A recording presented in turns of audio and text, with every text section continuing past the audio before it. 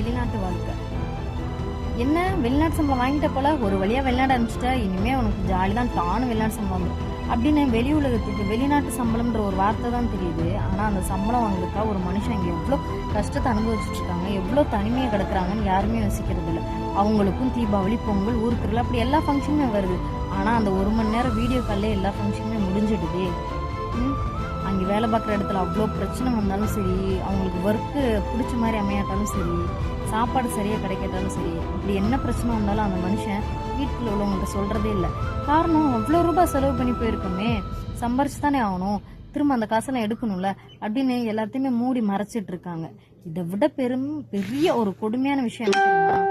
ஒரு துக்கம் நடந்தா கூட அவ்வளோ ஈஸியாக அங்கேருந்து கிளம்பி வந்துட முடியாது. அது எவ்வளோ பெரிய வலி.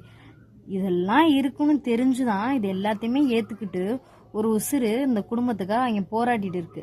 ஆனால் நம்ம வெளிநாட்டிலேருந்து வந்தவங்கள்ட்ட எவ்வளோ சம்பளம் வாங்கின, திரும்ப எப்போ போகிற, எந்த நாட்டுக்கு போகிற அப்படின்னு தான் கேட்குறோம். யாராச்சும் வேலை ரொம்ப கஷ்டமாக இருந்துச்சாயா, ரொம்ப தனிமையாக அனுபவிச்சியா அப்படின்னு கேட்குறதே இல்லை.